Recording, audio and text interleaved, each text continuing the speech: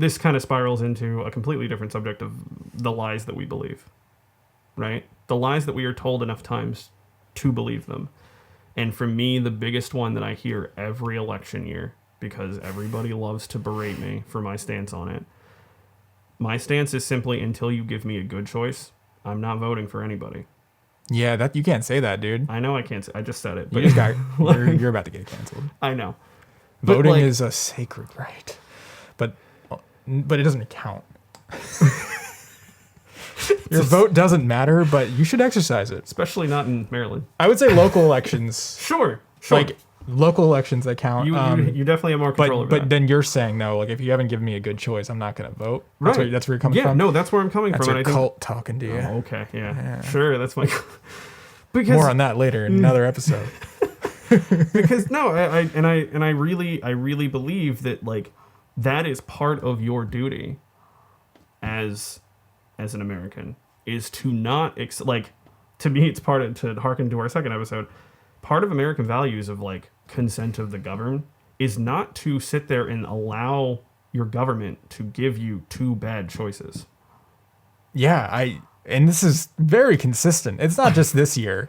Yeah. This has been like, I mean, you could argue that in some cases, like, it depends on who you are and what you believe, but like in some cases you've had to, oh yeah, obviously I'm going to vote for, let's say, Obama or something. Mm-hmm. But two choices? Yeah, why do we only get two, first of all? What, in a general? And I know that, you got the Green Party and all that, but like, no one gives them time to talk. No one puts them on the debate stage. It's always just two guys. It's like they mastercrafted this whole thing where it's like, you got these two choices. And the best part is, Democrats and Republicans are exactly the same. They're not different at all. Except for when it comes to social issues. Yeah. When it comes to like financial stuff, they're happy to do the same exact things. They're Pelosi happy to warmonger, and they're happy to Reid, they're the same person, except for when it comes to the social stuff, which is not unimportant, right.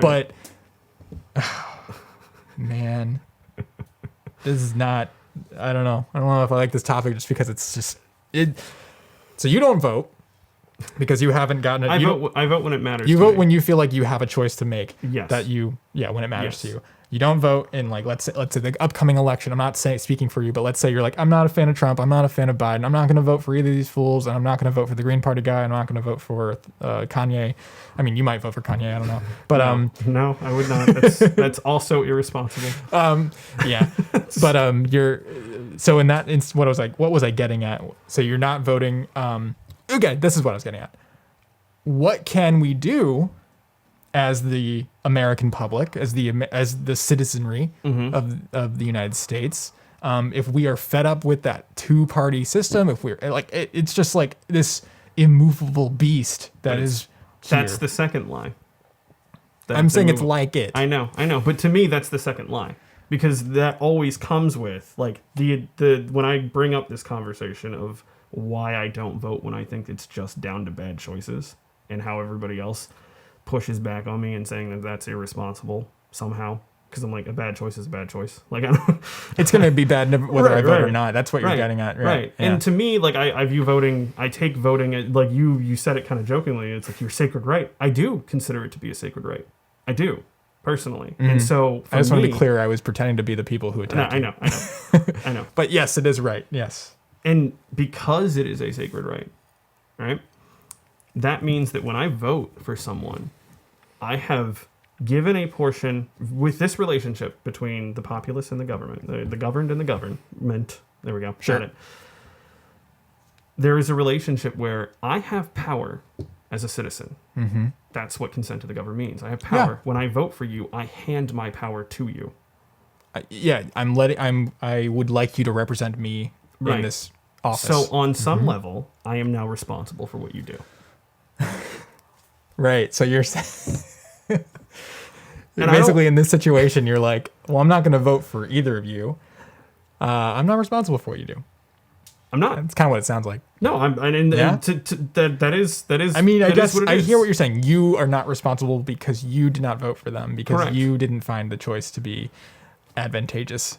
And the thing is that everybody has their, like, most people, as all of our data shows, are single issue voters in general. Mm-hmm. And so a lot of times, because they're single issue voters, they get locked into this idea. This one party. of like, So well, I you want gotta this one subscribe thing to all to these be things. accomplished, because if it's not accomplished, then I'm responsible for the opposite thing happening. Right. And I'm like, but if you're responsible, like, that's my thing, is like, you have to, it doesn't contain itself to that single issue though. If you are voting because you feel it's your responsibility, let's just take an issue, abortion, one way or the other. Either you need to give women abortion rights or you need to not give women abortion rights. Doesn't matter which side of the issue you're on. If you're voting for that issue and you think that it's your responsibility to make sure whatever end you care about gets done, you are already admitting that you're responsible for that happening. That's why you're voting. That also means you're responsible for everything else that that candidate does. Right. Because it's not just one issue that they're going to obviously oversee. Right.